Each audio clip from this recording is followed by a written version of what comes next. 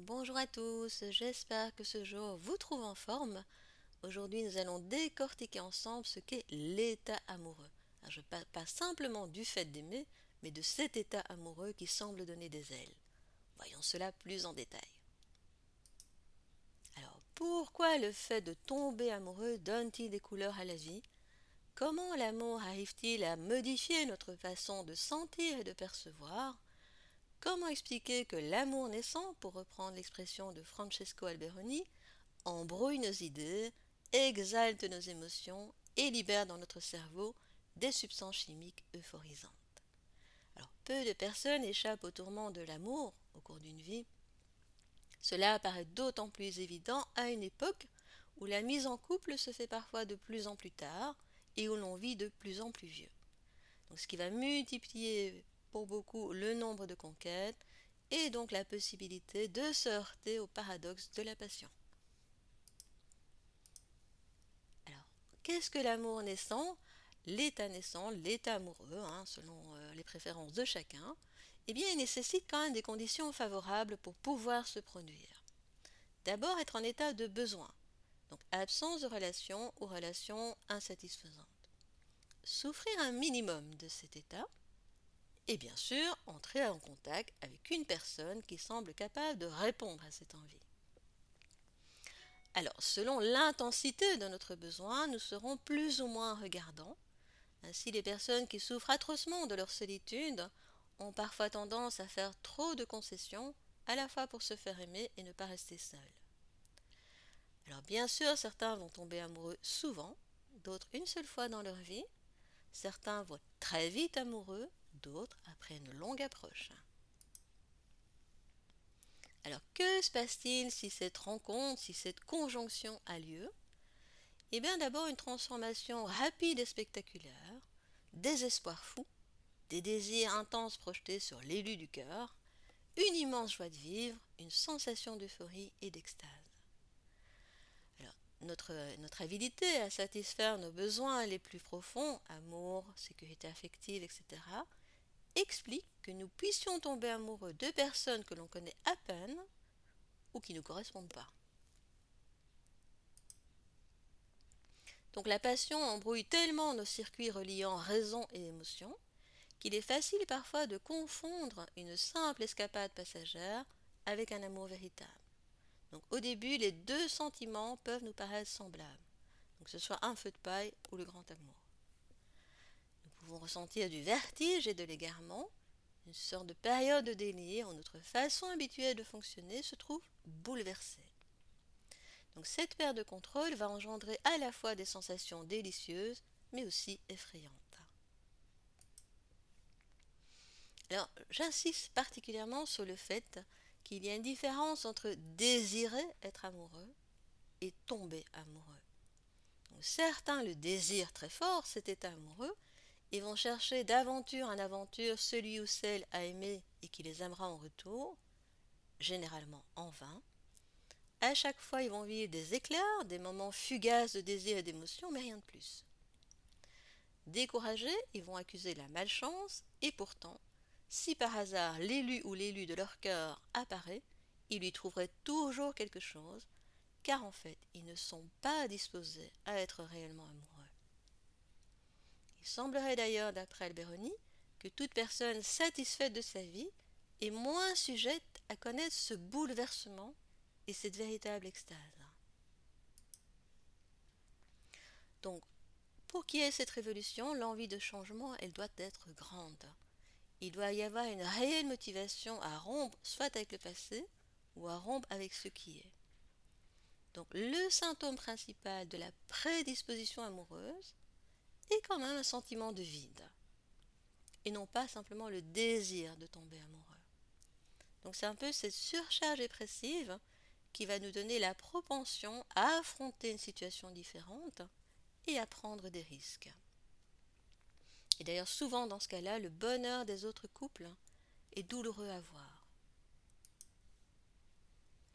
Alors quels sont les symptômes de la maladie d'amour? Notons tout d'abord le point de vue physiologique. Donc l'état amoureux va libérer dans notre cerveau des substances chimiques, d'où la sensation d'être stimulé, de vivre un plaisir intense, un état euphorique. C'est d'ailleurs pour rechercher cet état que certaines personnes vont renouveler leurs relations régulièrement. Donc l'état naissant nous donne l'impression de disposer d'une énergie débordante, et rien que le fait d'anticiper la présence de l'autre nous fait trembler, nous avons les mains moites ou les intestins qui travaillent. Et nous allons aussi être à l'affût des moindres faits et gestes, des moindres mots dits par l'autre, comme un moyen de surveiller le baromètre de ses sentiments envers nous. Donc peu de détails vont nous échapper. Donc l'amour naissant est quelque chose qui se manifeste et s'impose à nous comme l'objet total du désir.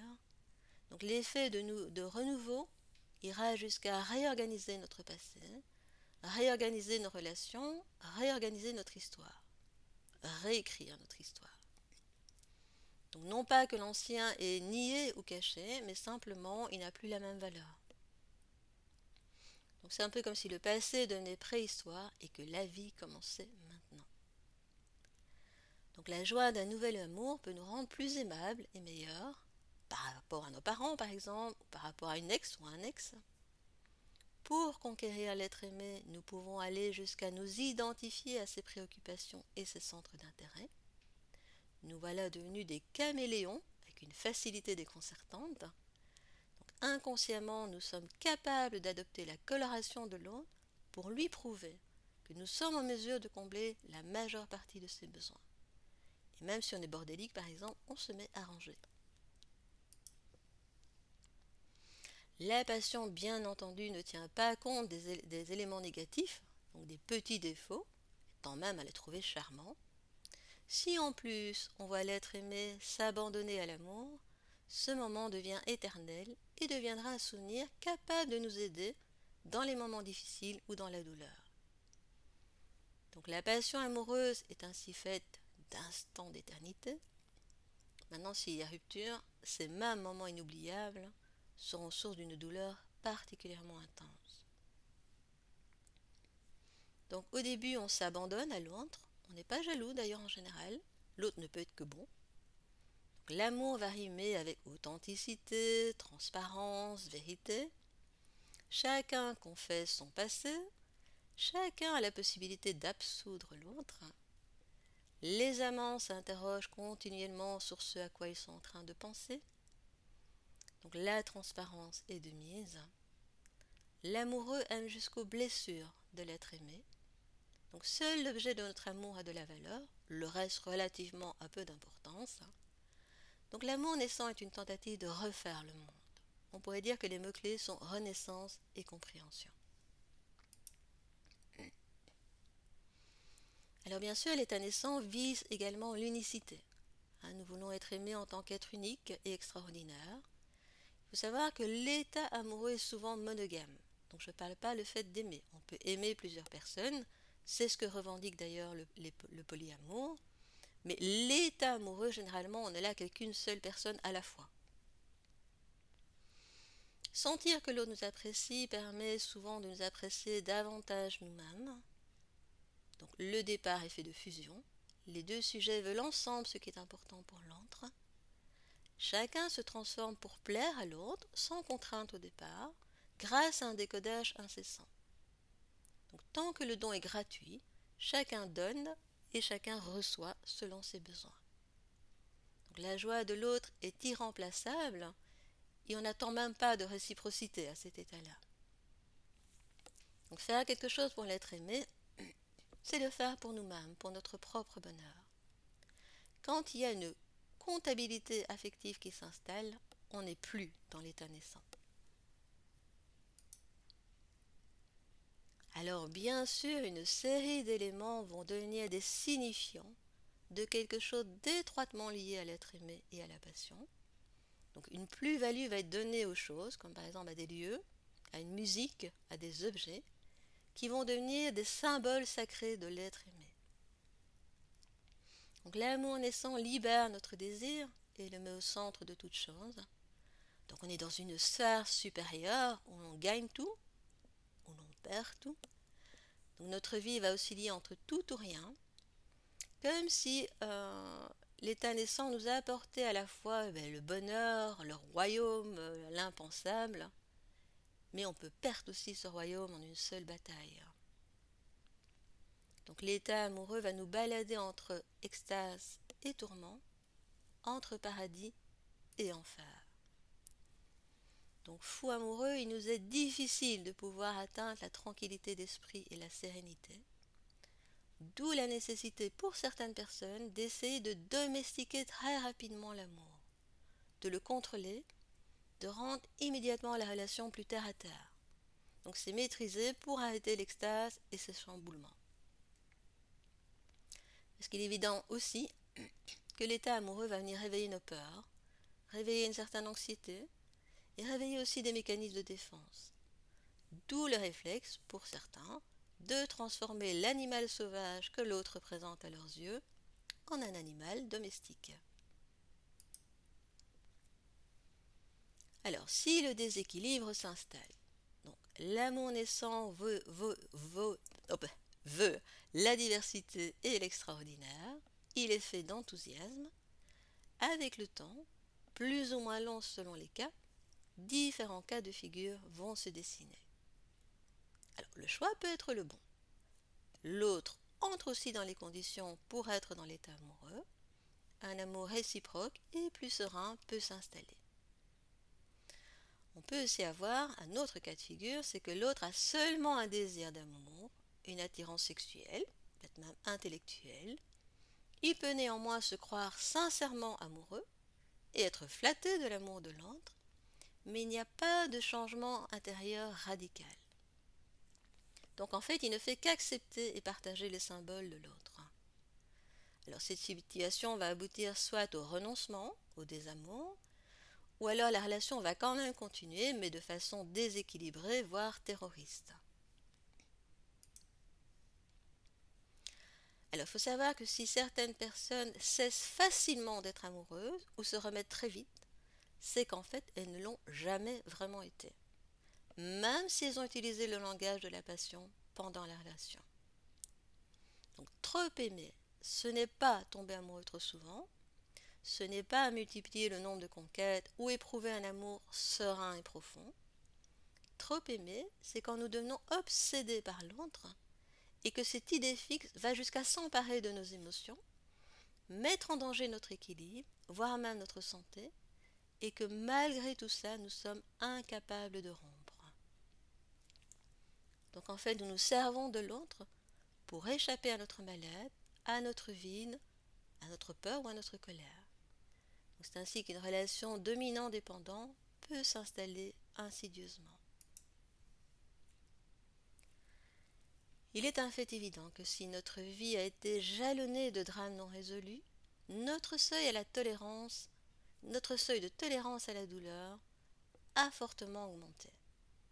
Donc tout se passe comme si nous avions besoin d'une bonne dose d'incertitude, de douleur, de déception et de combat pour se sentir vivant. Donc plus nous sommes marqués par des familles dysfonctionnelles, plus nous aurons tendance à être fascinés par des fauteurs de troubles. Et plus nous aurons un goût prononcé pour les sensations fortes. Donc ainsi, le partenaire violent, indifférent, marginal, devient notre drogue au même titre que l'alcool ou d'autres substances. Addiction dont on n'ose pas s'éloigner, il est d'ailleurs assez intéressant de voir avec quelle complémentarité deux inconscients se rencontrent, comme s'il y avait une sorte d'échange d'informations d'ordre subliminal. Il semblerait que plus nous avons du mal à mettre un point final à une relation qui nous est toxique, plus celle-ci mobilise des éléments pénibles liés à des expériences infantiles non résolues. Donc comme si nous tentions à travers ce type de lien, donc à travers la répétition, de vaincre les frustrations, les peurs, les colères, les souffrances connues durant l'enfance.